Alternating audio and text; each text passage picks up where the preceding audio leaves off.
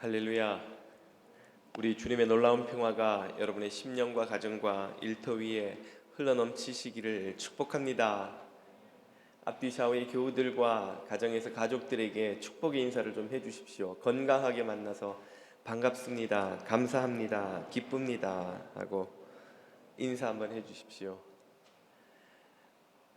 힘겨운 팬데믹의 시대입니다만 끝까지 건강하게 승리하시기를 주님 이름으로 또 축복합니다. 한국인이 가장 존경하는 위인을 꼽으라면 아마 충무공 이순신 장군이 절대로 빠지지 않겠죠. 다른 위인들은 호불호가 있어도 이순신 장군을 싫어하는 분은 아마 없을 텐데요. 장군의 마지막은 임진왜란 마지막 해전인 노량해전에서의 전사였습니다. 그러나 오늘날 많은 사람들은 장군이 스스로를 사지로 몰아넣어 자살을 택했다고 믿고 있습니다. 그 이유는 이순신 장군이 노량해전에서 이기든 지든 전쟁이 끝나면 그를 시기한 선조에 의해 죽임을 당할 것을 알고 있었기 때문이라는 말이죠. 만약에 선조에 의해 장군이 해를 당하면 그 자신뿐 아니라 가족들까지 화를 입을 수 있었기 때문에 그 자신이 죽음을 맞는 것으로 이 상황을 끝내고자 했다는 것입니다. 변덕이 심하고 의심이 많았던 선조 임금은 외란이 터지자 백성을 버리고 도망간 것으로 백성들의 원성을 샀지요. 반면에 이순신 장군 같은 전쟁 영웅들 또 여러 의병장들은 그들의 희생으로 백성들로부터 큰 지지와 신망을 얻었습니다. 선조 임금은 그런 이들에게 시기를 느꼈고 전쟁이 끝난 후에 그들 중에 누구라도 영모를 꾀할 수 있을 거라는 두려움을 늘 갖고 있었습니다.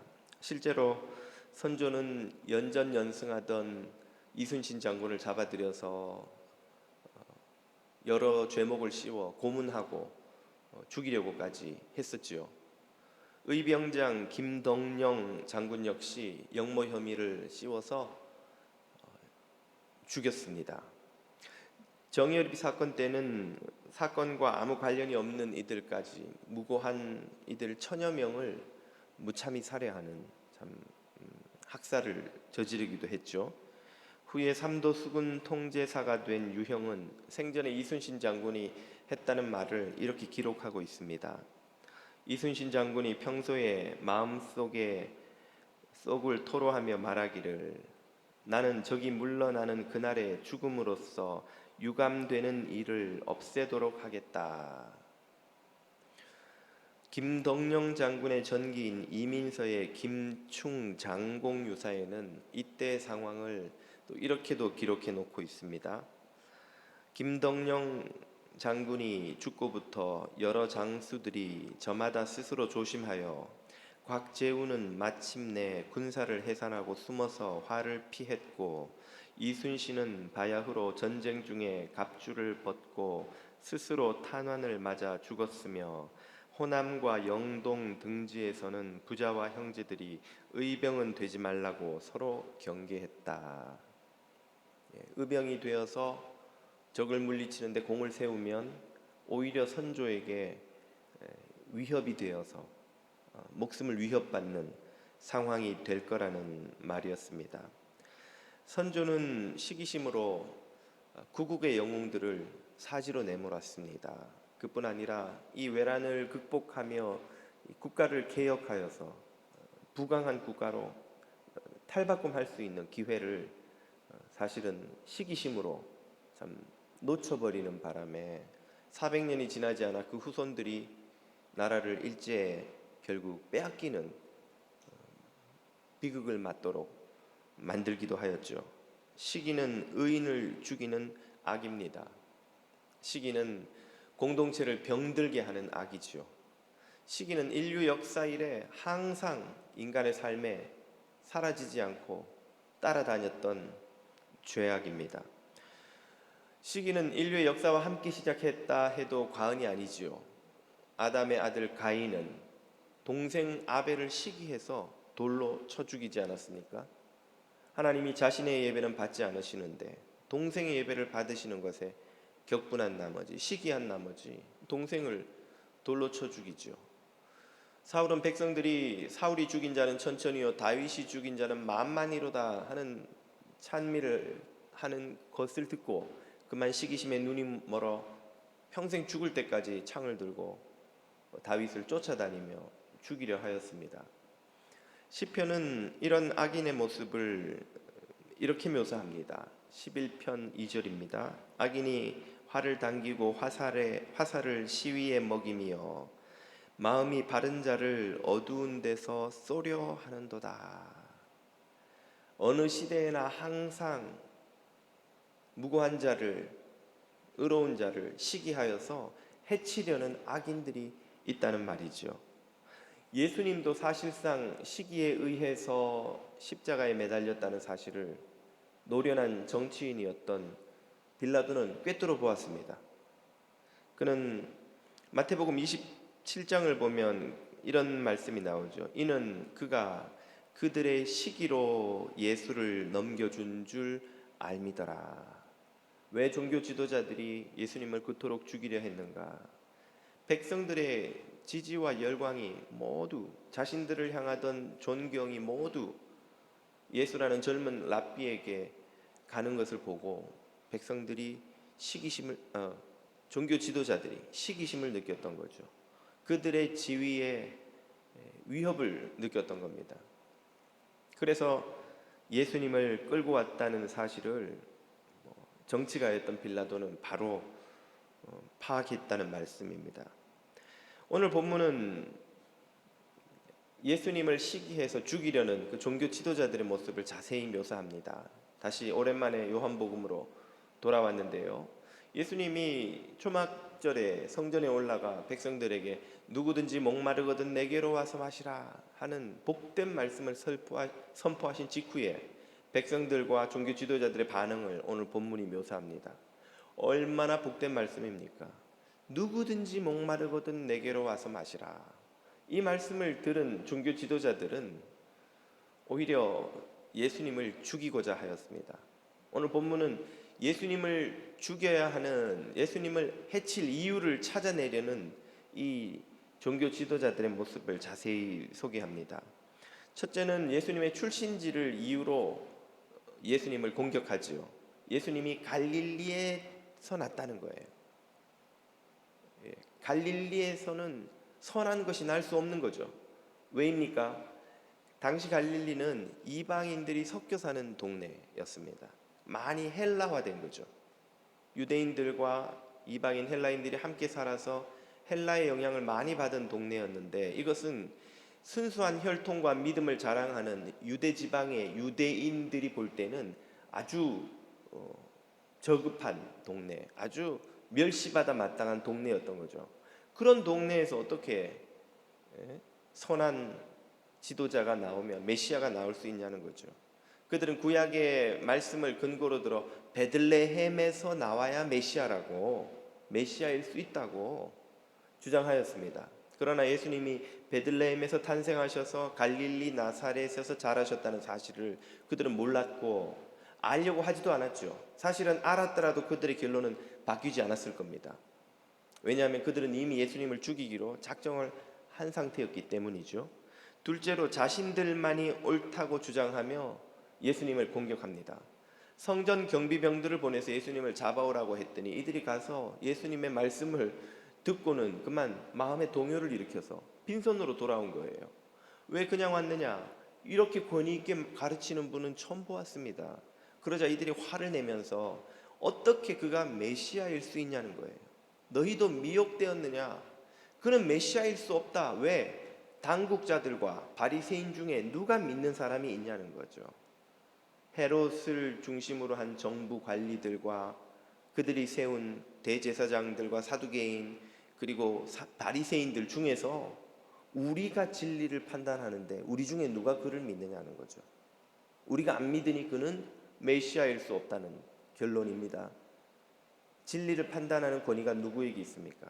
자신들에게 있는 거예요. 자신들만 옳은 거예요. 셋째로 그들은 살리는 하나님의 율법으로 사람을 죽이려 하고 있습니다. 예수님과 그를 믿는 자들을 싸잡아서 율법을 모르는 이들은 저주받을 자들이라고 폭언을 쏟아놓죠. 그러자 그들 중에 한 사람인 니고데모가 그들의 모순을 꼬집습니다. 그럼 우리는 율법을 아는 사람인데 우리가 지금 저 예수를 잡아 죽이려고 하는 것이 율법에 합당하냐고 묻죠. 율법에 의하면 누구든지 판단하고 정죄하기에 앞서서 그 자신에게 변호할 기회를 주고 그 말을 들어보고 그 후에 결론을 내리게 돼 있는데 우리는 저 사람이 누구인지 어떤 사람인지 율법에 의거해 옳은지 그른지 아무런 변호할 기회를 주지도 않았고 듣지도 않았습니다. 그런데 우리가 벌써 결론부터 내리고 저 사람을 잡아 해치려 하면 어떻게 합니까? 하고 니고데모가 그들의 모순을 꼬집죠. 그러자 이들은 다시 첫 번째 논리로 되돌아갑니다. 너도 갈릴리에서 왔느냐? 갈릴리에서는 선한 것이 날 수 없느니라. 첫 번째 논리로 다시 돌아가죠. 이들의 모습은 자신들이 하려는 그 예수님을 해치려는 목적에 근거가 될 주장을 찾아내려 할 뿐 사실은 진실에는 관심이 없다는 사실을 보여줍니다. 예수님의 이 복된 말씀, 이 7장이 누구든지 목마르거든 내게로 와서 마시라 하는 이 복된 말씀으로 끝나버려도 아무 이상할 게 없어요.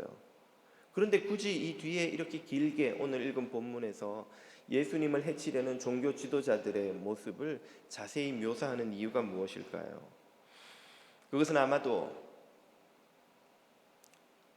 이 종교 지도자들 안에 있는 시기가 선조에게도 있었던 그 시기가 모든 시대 모든 사람에게도 있던 그 시기가 우리에게도 그리 멀지 않기 때문이 아니겠습니까? 시기심은 우리 생각보다 그리 멀리 있지 않습니다. 우리에게 가까이 와 있고 또 우리 마음 깊은 곳에 사실은 숨겨져 있죠. 한국에 이름만 대면 알만한 어느 대형 교회에서 은퇴한 원로 목사의 아들을 후임 담임 목사로 세습을 하자 사회에서 비판 여론이 거세게 일었습니다. 그러자 그 교회에서 우리가 세습을 할 수밖에 없는 이유하고 해답을 변호하는 논리를 내놓았는데 그 중에 하나가 아주 재미있습니다. 왜 인고하니 후임 목사를 외부에서 데려다가 앉혀 놓으면 그가 목회를 잘 할 경우 원로 목사도 인간인지라 시기심이 생긴다는 거예요. 그래서 여러 가지 분쟁과 갈등이 생기고 마침내는 깨지는 교회도 보면 있지 않느냐. 그런데 후임 목사가 아들이면 아무리 목회를 잘해도 아버지 원로 목사가 시기하지 않는다는 거예요. 그러니까 교회가 평안하다는 거죠.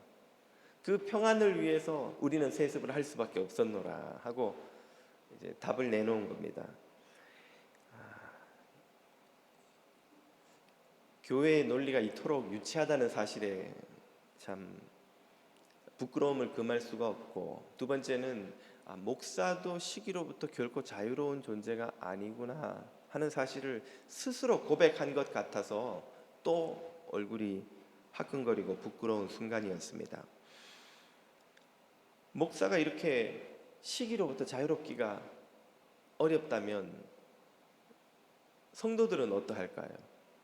제가 한국의 망우동에 있는 어느 교회에서 자세한 정보는 말씀드리지 않겠습니다. 요즘은 워낙 발달을 해서 정보가 몇 가지만 나와도 찾아내는 게 어렵지가 않아요. 아무튼 그 동네에 있는 어느 교회에서 청년부 목사로 섬기는데 저보다 연배가 조금 높은 교구 목사님 한 분이 함께 섬기고 계셨어요. 근데 첫 번째 놀란 건 이분이 얼마나 발이 넓은지, 교계에서 이런저런 일이 있으면 이분은 모르는 게 없어요. 이번에 어느 대형교회 부임한 그 목사는 내가 아는데 사람이 틀려먹었다고, 그 사람은 이래서 안 되고 저래서 안 되고, 이번에 뭐 책이 나와서 막 잘 팔린다는데 어느 목사 있지, 그 사람은 사기꾼이야. 내가 겪어봤는데 그 사람은 이런 거짓말이 입에 발린 사람이고 막 이번에 그 했다는 저 무슨 목사 있잖아. 그 목사는 사람이 되먹지 않은 인간이야. 와, 목사님 어떻게 그분들을 다 아세요? 아, 내가 발이 좀 넓어. 그 목사님들 다 사기꾼이에요. 그럼 그 제대로 된 사람이 하나도 없어. 한국교회 제대로 된 목사가 하나도 없어. 한 명은 있다. 한 명은 누군데요? 그 한 분이 나지. 나는 내가 생각해봐도 괜찮은 목사 같아. 나는 생각이나 말이 항상 바르고 나는 거짓말을 안 해. 나는 불의한 거는 절대 용납 안 해. 나는 내가 믿고 설교하는 대로 사는 사람이야. 훌륭한 목사님과 함교회 섬기게 돼서 영광입니다. 제가 웃고 넘어갔는데 한국교회 모든 목사가 다 문제투성이고 오로지 본인 혼자 의로운 목사라고 생각하는 이 마음은 도대체 어디에서 나온 걸까요? 바로 시기심입니다. 시기심. 목사만 그런 게 아닙니다. 많은 교우들이 주변 사람들의 허물이 너무 잘 보여요. 문제가 너무 많아요. 저 사람들의 문제를 누가 다 알고 있고 가르쳐 줄 수 있고 고쳐 줄 수 있을까요? 나한테 와서 물어보면 내가 다 가르쳐 주고 바로 잡아 주고 도와줄 수 있는데 우리 교회 신앙생활은 어떻게 해야 되는가? 나처럼 해야 되는데 혹시 여러분 그런 생각 해보신 적 없으신가요? 왜 주변 사람들의 허물이 그렇게 잘 보일까요? 우리가 현명해서입니까? 시기에 눈이 멀었기 때문은 아닐까요? 시기에 눈이 멀면 하나님의 은혜와 위로와 자비도 예수 그리스도의 십자가의 공로와 긍휼도 우리의 허물을 낱낱이 드러내 보여주는 진리의 엄중함도 보이지 않습니다. 이웃의 허물과 나의 자랑거리만 보일 뿐이죠. 어느 목사님이 설교 중에 아주 재미있는 비유를 하신 게 기억납니다. 하나님이 우리를 이 땅에 감자를 캐러 보내셨다는 거예요. 여러분, 감자밭에 일꾼을 보내는 이유가 뭡니까? 감자를 캐오라는 거예요. 감자를 캐서 먹으려고. 그런데 일꾼들이 가서 하는 일은 감자는 안 캐고 돌만 캔다는 거죠. 계속 돌을 캐내면서 밭에 돌이 왜 이렇게 많아? 끊임없이 돌을 캐낸다는 말입니다. 여러분, 어느 밭이든 조금만 파면 돌은 끝도 없이 나오는 게 돌이에요. 그죠? 돌을 파면서 돌이 왜 이렇게 많냐고 불평하면 어떡하란 말입니까? 감자밭에 갔으면 감자를 캐야 한다는 거예요. 우리 인생은 하나님이 이 땅에 감자를 캐라고 보내신 사명의 삶입니다. 형제, 자매, 이웃의 장점과 은사와 수고와 헌신을 발견하고 그것을 칭찬하고 축복하고 격려하고 위로하고 보듬어 주는 것이 우리의 이 땅에 온 사명인데 사람들은 감자를 캐지 않고 돌만 캔다는 거예요. 형제자매의 허물과 문제와 상처와 약점과 약한 부분을 찾아내고는 그걸 비난하고 험담하고 정죄하고 손가락질하고 조롱하고 상처 주고 그러느라 우리의 인생을 다 낭비해버리고 있다는 겁니다. 감자밭에 가서 돌만 죽으라고 캐놔서 옆에 돌더미로 산을 쌓아놓고는 나만큼 돌을 잘 캐는 사람이 어딨냐고 보라고 말이지. 나는 지혜롭고 부지런하고 현명해서 돌을 이렇게 잘 캐낸다고 그걸 자랑하고 있다는 말이죠. 감자는 캐지 않고 돌만 캐느라 정신없는 사람들에게 주님이 주시는 말씀이 잠언 4장에 이렇게 나옵니다. 구부러진 말을 내 입에서 버리며 삐뚤어진 말을 내 입술에서 멀리하라. 구부러진 말이 뭡니까? 진실을 왜곡하는 말이죠. 교묘하게 진실을 바꾼 말. 삐뚤어진 말은요, 우리 마음에 삐뚤어진 마음에서 나오는 왜곡되어 있는 삐뚤어져 있는 말, 그 말을 입술에서 멀리하라, 버리라는 거예요. 우리는 얼마나 쉽게 무심코 구부러진 말과 삐뚤어진 말을 쏟아놓는지요. 부모들이 흔히 아이들에게 너는 맨날 게임만 해. 그럼 애들이 뭐라 그럽니까? 내가 언제 맨날 게임만 했어. 월요일에 나도 피곤해서 자야 돼. 일주일에 내내 게임하면 월요일은 도저히 못해, 피곤해서. 예, 어지간한 애들도 주일 밤늦게까지 계속 하면 월요일은 자야 돼요. 일주일 내 게임만 할 수 있는 애는 없습니다. 근데 우리는 일주일 내 게임만 해. 진실이 아닌데 아들을, 딸을 매도하죠. 네. 농담 같지만 실제로 우리는 부부의 허물을, 자녀들의 문제를, 주변 사람들의 문제를 이렇게 과장하고 확대해서 그들을 비난하는 데 써요. 당신은 결혼하고 항상 이 모양이었어. 항상 이 모양은 아니잖아요. 그래도 안 그럴 때가 있었으니까 좋아서 결혼한 거 아니겠어요? 저 사람은 항상 나한테 이래. 항상 우리한테 그러는 사람은 없어요. 아무리 약한 사람도 안 그럴 때가 있는 법이에요. 우리는 진실이 아닌 말을, 삐뚤어진 마음에서 나온 말을 너무나 쉽게 하죠. 그 말은 독이 되어서 우리 자신을 죽이고 이웃을 죽이고 그 누군가를 또 죽입니다. 그리고 세상에 독을 계속 퍼뜨리는 거예요. 그렇게 삐뚤어진 말을 끊임없이 하면 우리도 망하고 이웃도 망하고 가족도 망하고 공동체도 망합니다. 그래서 잠언 5장 8절은 말합니다. 내 길을 그에게서 멀리하라. 그의 진문에도 가까이 가지 말라. 마주 앉아 커피 마시는데 이 사람이 계속 누구를 욕하면 우리도 한두 마디는 거들어야 되잖아요. 그가 계속 욕을 하는데 나는 그 사람 좋다 그러고 칭찬하면 같이 얼굴 붉히지 않고 커피 마실 수 있습니까? 그래, 뭐 나도 생각해보니까 그 사람 못된 사람이네. 한두 마디는 우리는 거들어야 돼요.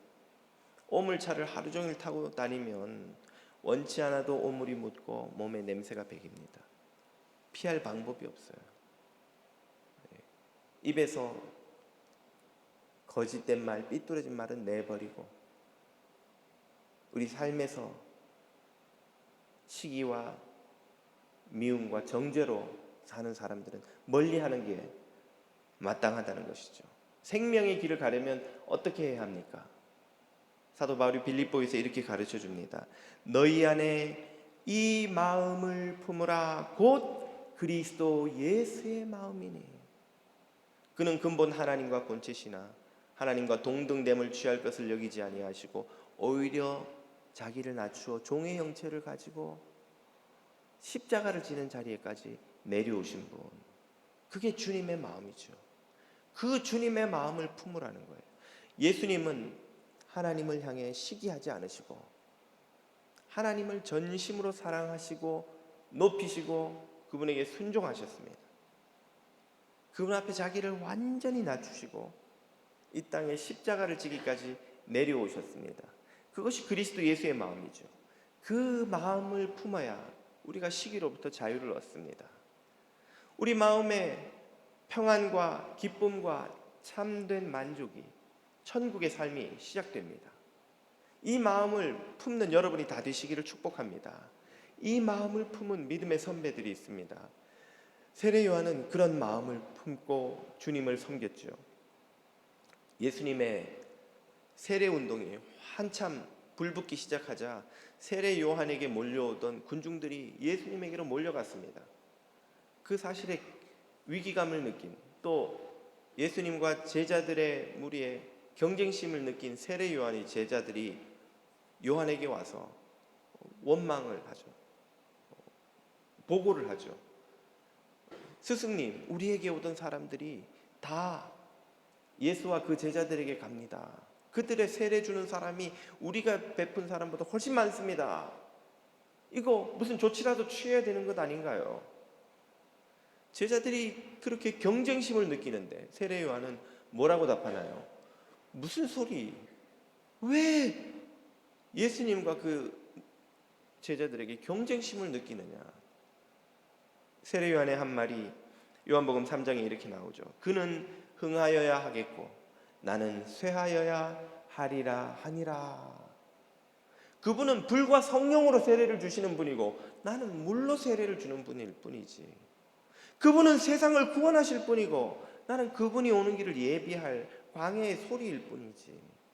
그분이 흥하시기 위하여 내가 해야 되는 사명을 마치면 나는 쇠하여서 사라져야 될 사람일 뿐이야. 왜 그분이 흥하면 내가 같이 흥해야 되고, 그분이 흥한 것이 나에게 위기와 긴장과 경쟁심을 유발해야 한단 말이냐. 그분은 흥하여야겠고 나는 쇠하여야 하리라. 세례 요한의 마음속에는 예수님을 향한 어떤 시기도 없었습니다. 우리가 하나님에게 뭐 시기를 할 게 있습니까? 시기를 해요. 우리는 하나님의 자리에 가서 하나님이 하시는 일을 하려고 합니다. 하나님이 된 듯 모든 걸 판단하고 하나님만이 하시는 심판을 무심코 형제 자매를 향해, 이웃을 향해 쏟아놓죠. 된 인간 안 된 인간, 옳은 인간 그른 인간, 천국 갈 인간 지옥 갈 인간, 수도 없이 우리는 하나님이 하실 심판을 대신하고 있습니다. 하나님을 향해 시기심을 느끼는 거예요. 사도 바울 역시 비슷한 고백을 합니다. 그가 감옥에 갇혔을 때 그를 일생 쫓아다니면서 괴롭혔던 예루살렘의 바리새파 출신 기독교인 무리들에게는 호재였습니다. 바울이 전도하던 지역에 가서 그가 쥐고 있던 선교의 헤게모니를 그들이 차지할 수 있을 거라고 생각했던 거죠. 그들이 막 쫓아다니면서 바울이 너희에게 전한 거 엉망이야. 우리가 제대로 가르쳐 줄게.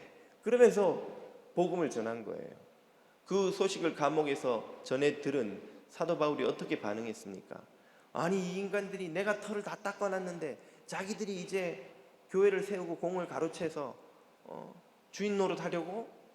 그렇게 응답할 법도 한데 바울은 뭐라고 답하나요? 빌립보서 1장 18절에서 말하죠. 그러면 무엇이냐? 그런들 뭐 어떠하리? 그런 뜻이요. 아무렴 어때?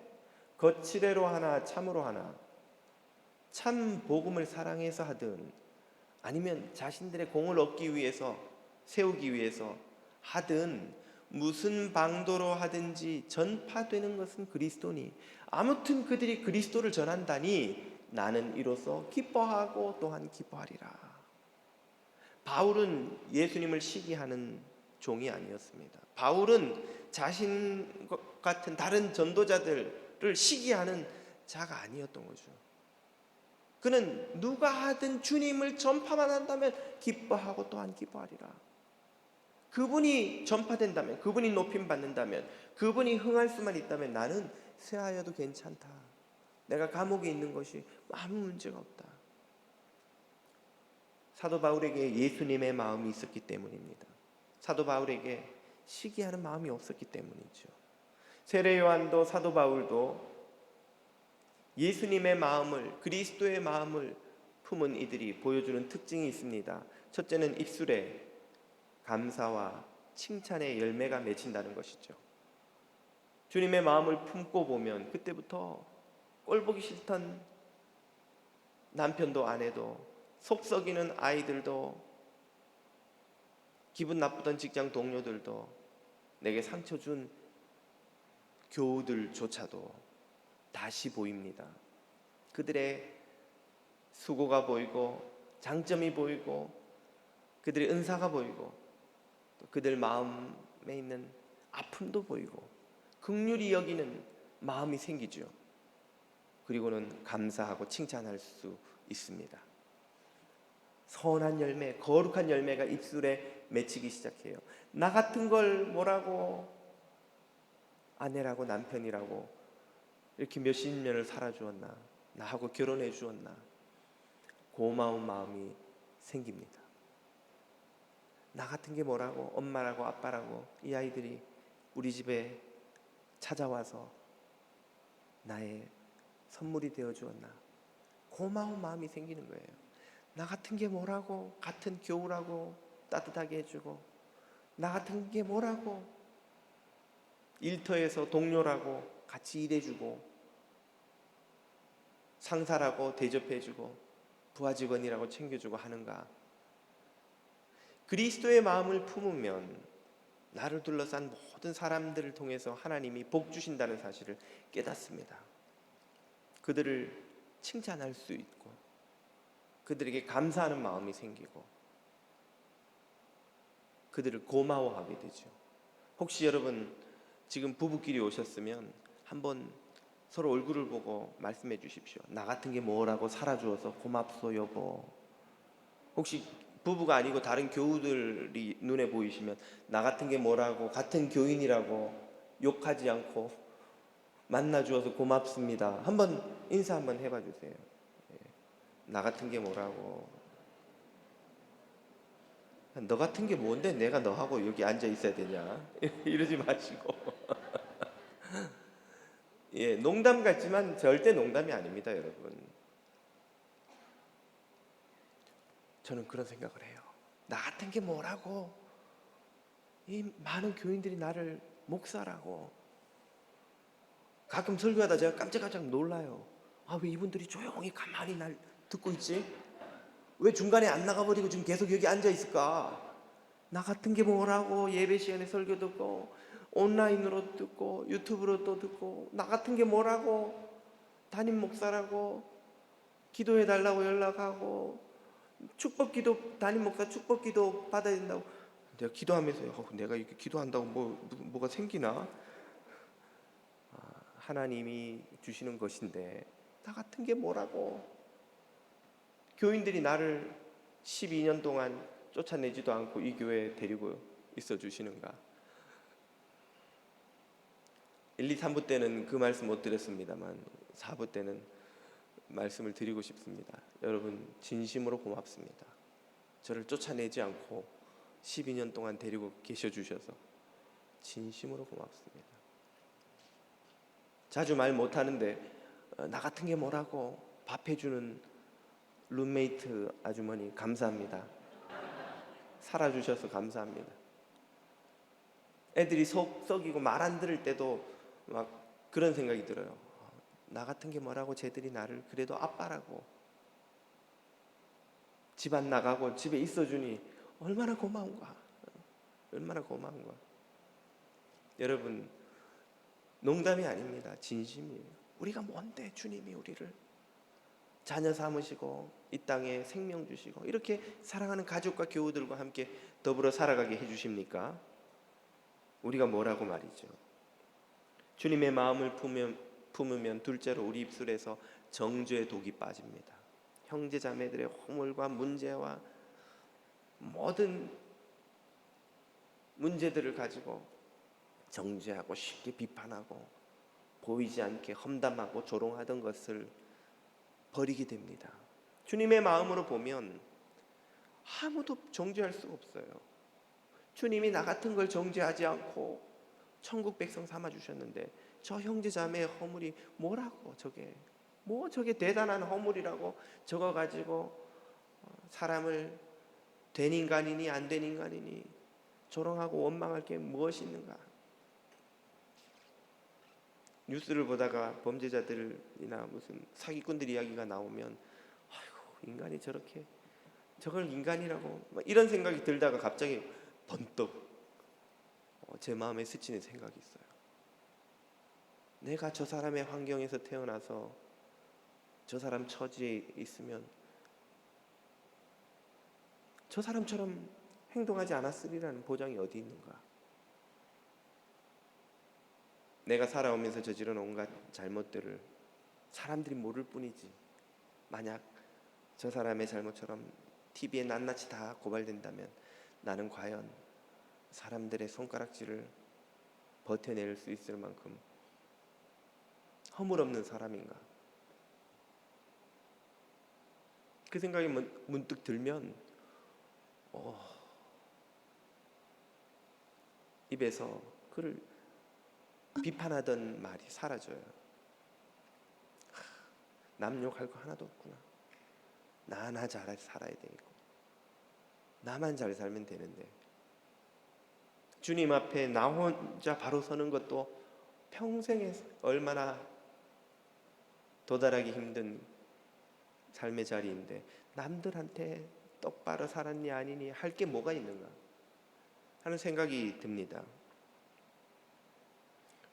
셋째로 그리스도의 마음을 품으면 자신이 아닌 그리스도만 높이기를 원합니다. 하나님을 높이면 그리스도를 높이면 자연스럽게 따라오는 게 있어요. 형제 자매를 높이게 돼요. 사람들을 높이게 됩니다. 그러면 그 마음에서 긴장과 경쟁심이 사라집니다. 형제자매를 높여보시면요, 긴장을 하지 않게 돼요. 경쟁을 하지 않게 돼요. 그리고 진정한 친구가 됩니다. 우리는 친구를 만나서도 있는 모습 그대로 그 사람을 사랑하기가 참 어려워요. 마음속으로 자꾸 생각을 하죠. 쟤는 자식들도 왜 저렇게 잘 돼?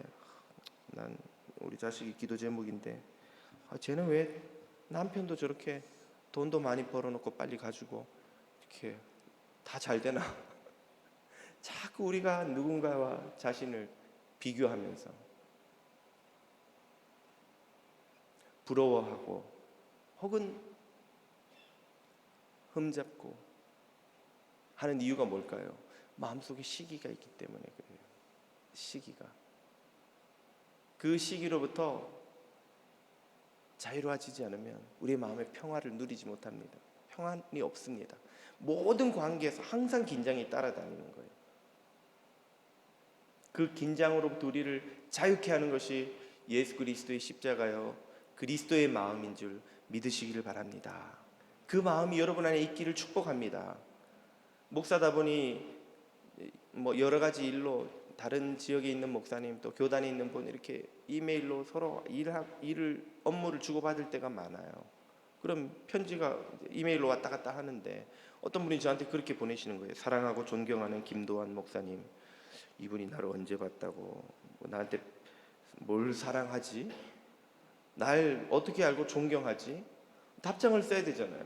저도 사랑하고 존경하는 이 목사님 할래니까 낯이 간지러워가지고 잘 알지도 못하는 사람인데 존경은 내가 잘 모르는데 뭘 존경하나.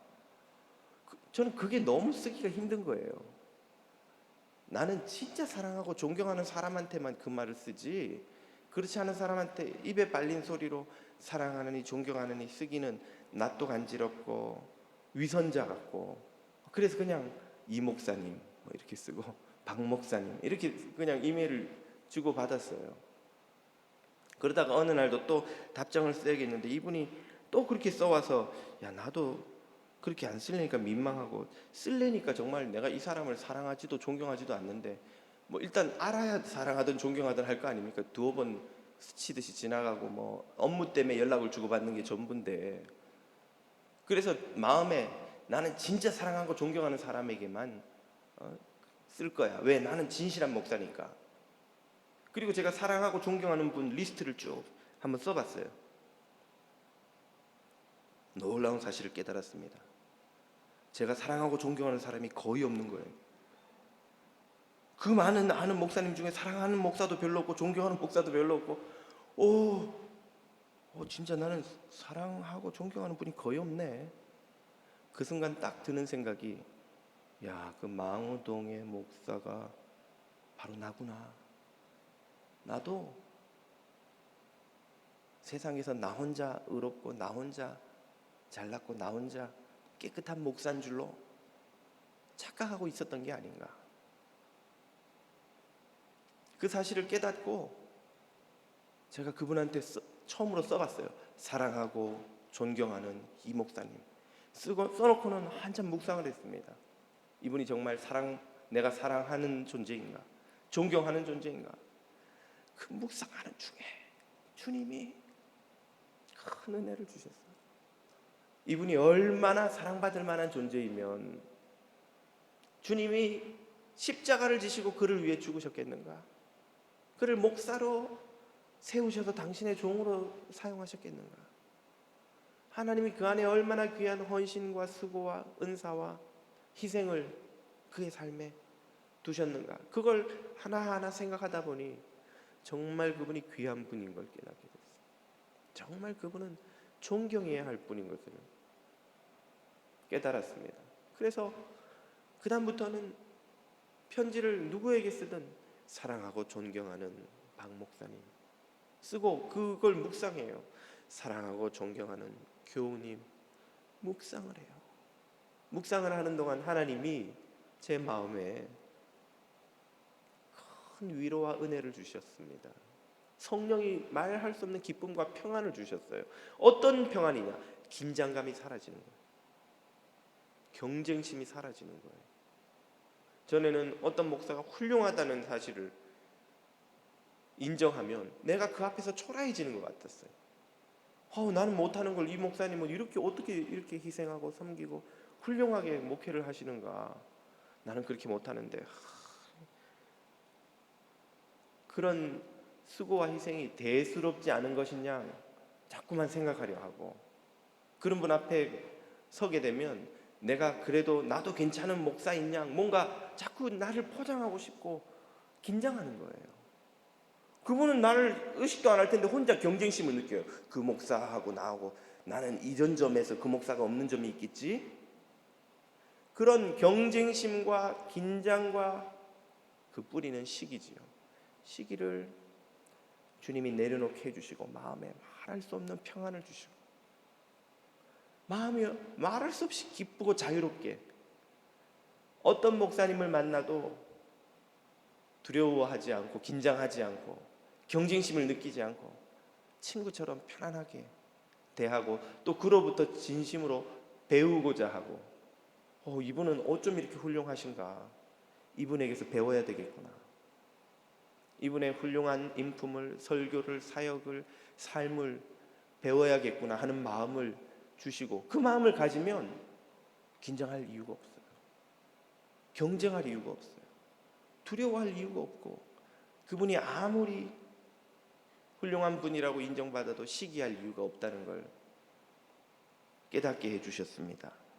형제 자매를 높여주는 것이야말로 자유를 얻는 길입니다. 여러분, 누군가를 긴장하거나 경쟁심을 느끼는 이가 있으면 그를 축복하고 기도하고 그를 높여주세요.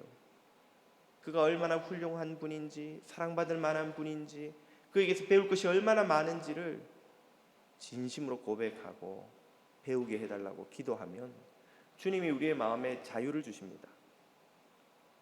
예수 그리스도의 마음을 우리에게 허락해 주셔서 주님의 마음으로 천국의 기쁨을 누리게 해주시지요. 이 세상에 감자를 캐는 것은 얼마나 복된 일인지 모릅니다. 반면에 돌을 캐내는 것은 얼마나 힘들고 괴로운 일인지 모릅니다. 여러분은 지금 감자를 캐고 계십니까? 돌을 캐고 계십니까? 여러분의 가정에서도, 일터에서도, 교회에서도 늘 감자를 캐내어 많은 이들과 나누어 먹고 천국의 복을 누리시는 저와 여러분이 다 되시기를 주님 이름으로 축복합니다.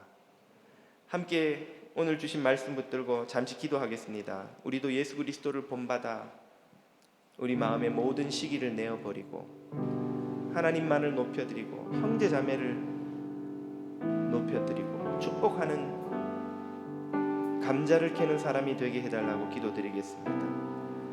모든 비난과 불평과 원망의 독이 우리의 입에서 빠져나가고 감사와 칭찬과 축복의 열매가 맺히게 해달라고 기도드리겠습니다. 성령 안에서 기뻐하며 감사하며 사랑하는 배우자에게